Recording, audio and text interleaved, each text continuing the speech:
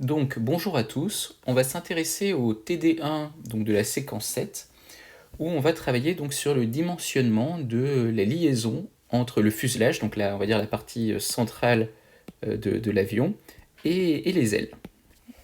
Alors le truc c'est que la plupart des avions, alors chez Airbus c'est particulièrement vrai à l'échelle européenne, les différentes parties de l'avion sont construites séparément, parfois même dans des pays différents, et à un moment il va falloir assembler tout ça. Donc là, en l'occurrence, de mémoire, pour la 380, qui est représentée ici, les ailes sont fabriquées au pays de Galles et le fuselage est fabriqué en Allemagne en bonne partie, je crois. Bon, quoi qu'il en soit, en tout cas, c'est pas du monobloc, c'est pas une seule pièce, et donc il va falloir à un moment les assembler. Et donc il va falloir dimensionner la liaison encastrement, puisque les ailes elles bougent pas spécialement par rapport au fuselage. Dimensionner la liaison encastrement, on va dire qu'au niveau du point haut, là, entre les ailes et le fuselage. Ok. Alors, l'idée, c'est que des calculs, alors plus ou moins compliqués, alors pas très compliqués au début pour avoir des ordres de grandeur et de plus en plus compliqués quand on avance dans le projet, ont permis de déterminer qu'au niveau du point haut, là, ici, il fallait absolument que les efforts transmis donc, entre l'aile et le fuselage correspondent donc à un torseur avec un effort max qui soit donc inférieur à 2 10 puissance 7 newtons, ça commence à faire pas mal d'efforts, et un moment max qui soit inférieur à 8 10 puissance 7 newton-mètre. Donc là, l'idée du sujet, ça va être d'essayer de trouver les torseurs d'action mécanique exercés par l'extérieur, on va dire par l'extérieur sur l'aile, et comparer ces, sans considérer entre guillemets le torseur d'action mécanique exercé par le fuselage sur l'aile, et après donc comparer ces deux torseurs d'action mécanique et voir si au final l'action de pesanteur sur l'aile et l'action de l'air sur l'aile ne sont pas trop importantes et ne risquent pas de casser la liaison entre l'aile et l'avion, ce qui, je pense, vous en convenez, serait quand même assez désagréable, notamment pour les passagers. Donc, qu'est-ce qu'on nous dit? On nous dit, donc on nous donne le cahier des charges, et on nous dit que l'aile est modélisée, alors pardon, l'action de l'air sur l'aile, donc je lis ce qui est ici, là, est modélisée par un torseur glisseur au point A, de coordonnées OK, et on nous donne la résultante de ce glisseur. Alors, glisseur au point A, là, ce qu'on est en train de nous dire, c'est qu'au final, on va modéliser l'action mécanique de l'air sur l'aile, simplement par une force qui s'exerce au point A, là, qui est représentée ici. Petite remarque en passant, je pense que vous vous doutez qu'en fait, en chaque point de l'aile, il y a une petite force de pression, etc., etc.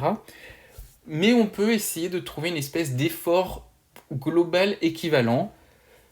Tout ça, on le fera un peu plus proprement. Je vous renvoie à la toute dernière partie du cours de la séquence 7.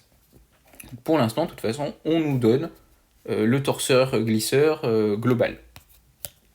Ok. Et on nous dit que l'action de la gravité s'applique sur l'aile est modélisée là encore par une force P, ok, qui s'applique au centre de gravité de l'aile. Donc là, c'est un peu la même histoire.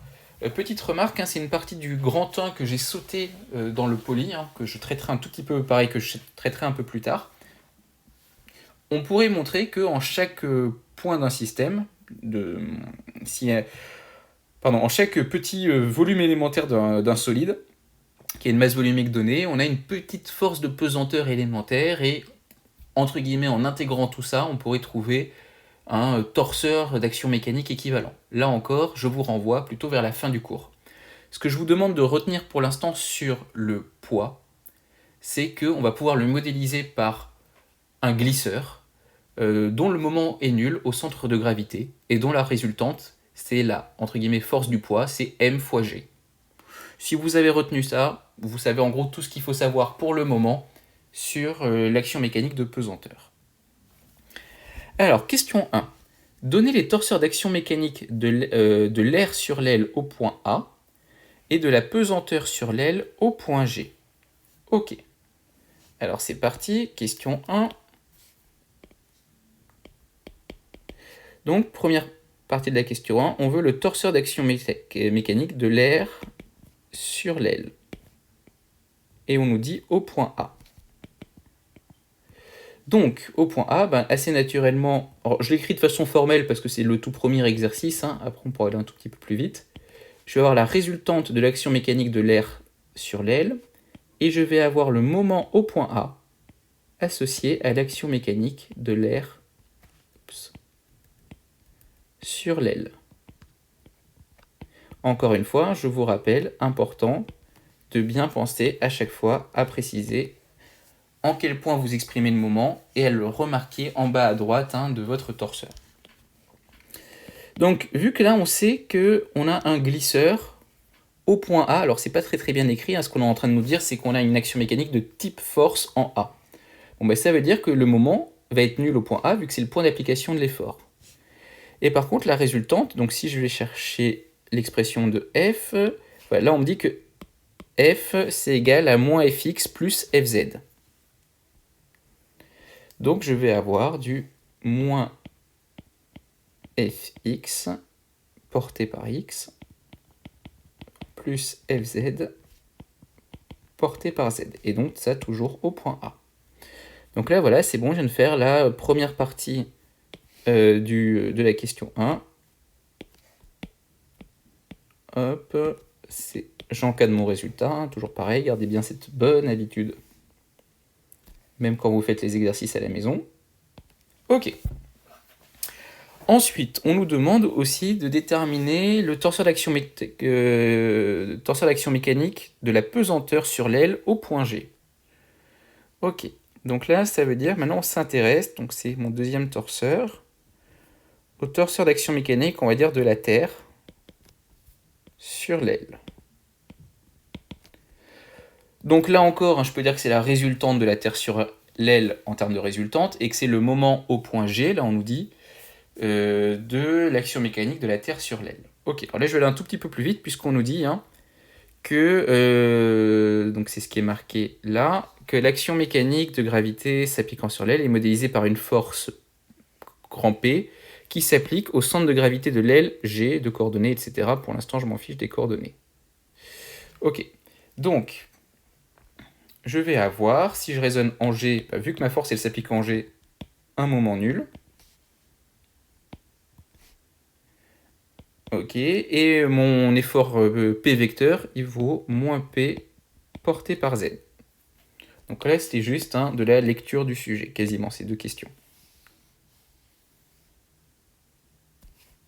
Ok.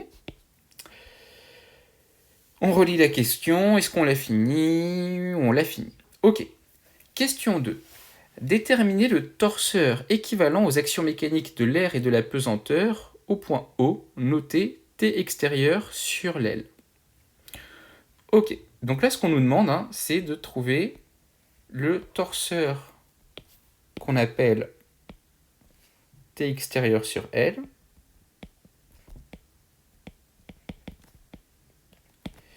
Et on nous dit que c'est égal à la somme des actions mécaniques de la Terre sur l'aile et de l'air sur l'aile. J'écris un peu gros. Vous arrivez, enfin, je l'ai dit à l'oral, donc c'est la somme des torseurs d'action mécanique de la Terre sur l'aile et de l'air sur l'aile. Ok. Donc ça, j'ai le droit d'écrire sous forme torsorielle, il n'y a pas de souci.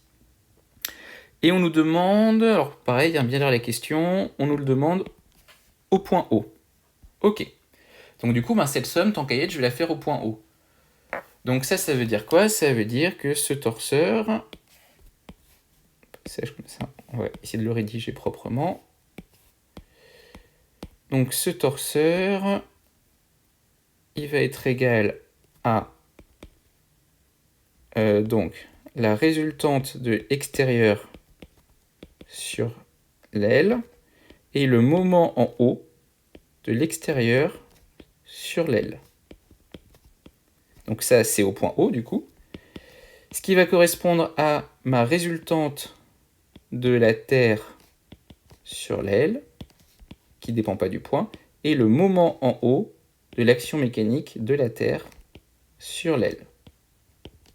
Plus, donc rebelote, la résultante de l'action mécanique de l'air sur l'aile, plus le moment en haut de l'action mécanique de l'air sur elle. Ok. Bon ben, toutes les résultantes, ça va pas être très compliqué, hein, puisque je vous rappelle, ça dépend pas du point, donc là j'aurais juste à sommer mes résultantes. Par contre, il faut que je calcule mes moments, et si je mets des flèches sur mes vecteurs, c'est encore mieux. Donc, avec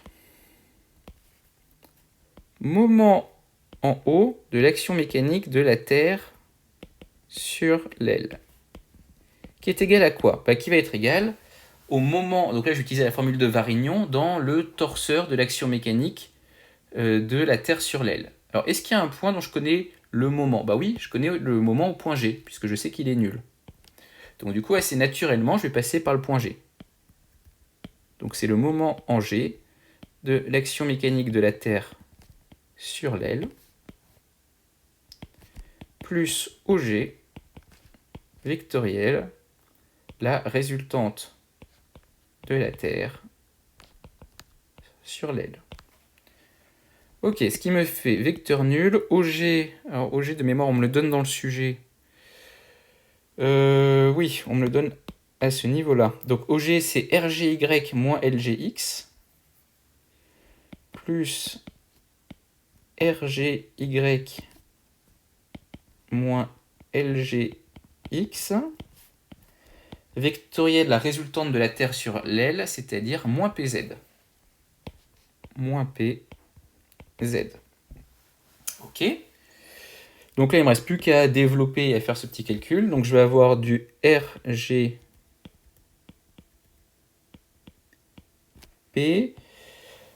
Y vectoriel Z, ça fait X, mais avec le moins qui est devant, ça me fera du moins X. Ok. Et ensuite, je vais avoir du plus LGP. X vectoriel Z, ça fait du moins Y. Donc avec les deux moins qui se sont simplifiés, au final, je vais avoir du moins porté par Y. Ok. Donc ça, c'est, on va dire, un résultat intermédiaire. Hein. Du coup, je l'encadre en vert. Ok.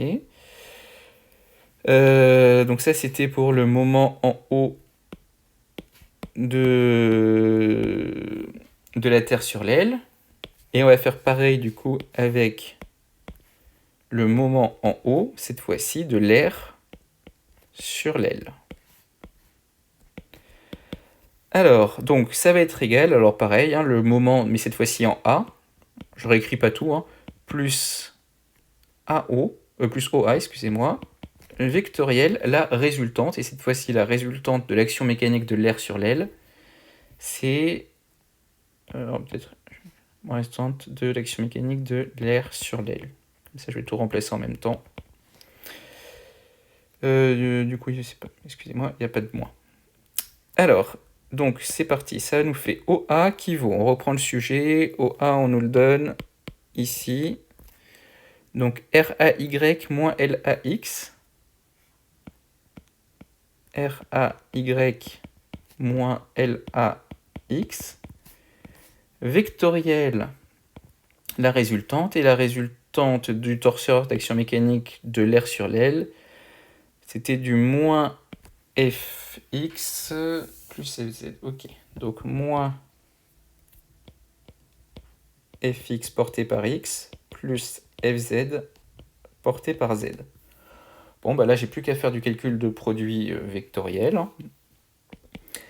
Alors, au premier terme, on va avoir a priori du moins RA Fx. Alors, y vectoriel x, ça fait moins z. Donc, avec le moins qui est devant, ça me fera du plus z. Ok. Ensuite, j'ai du plus RA Fz. Donc là, je développe, hein, juste. Y vectoriel z, ça me fait x. Ok.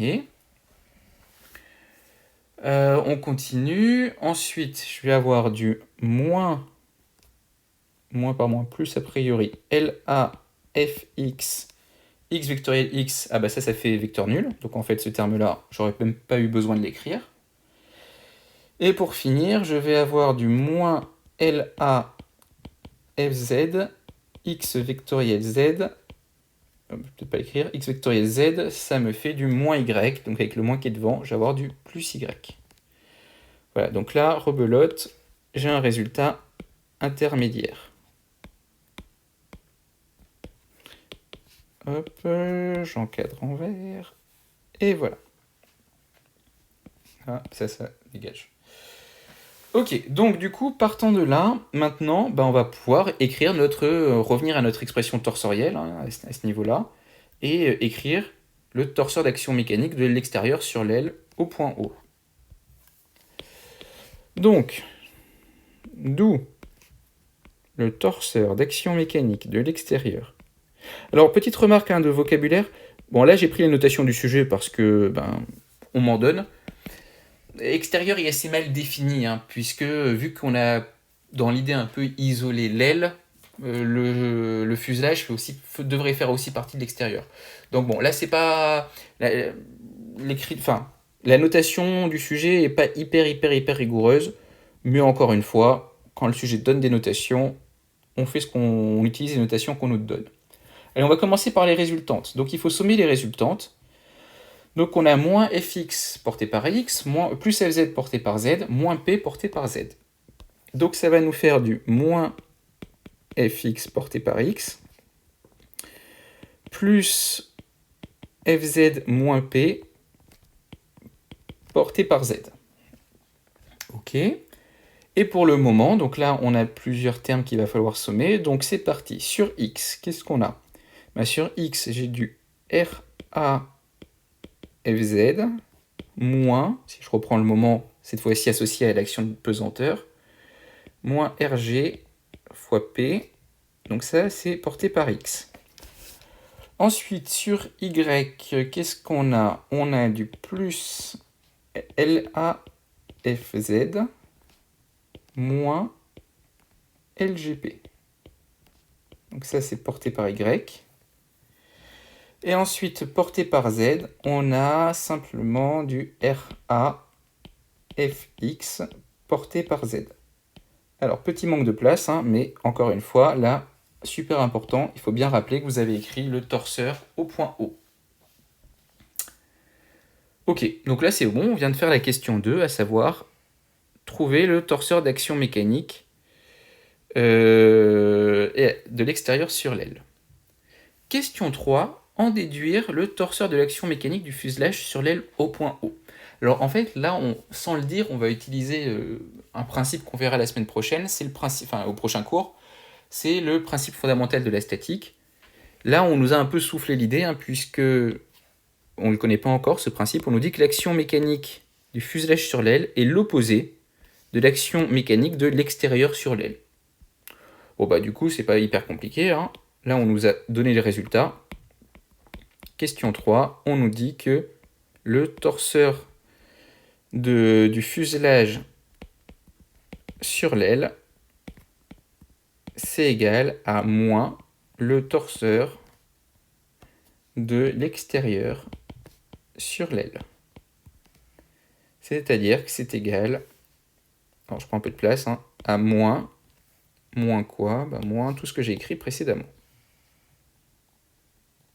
Oups. Hop là, tac, copier, coller.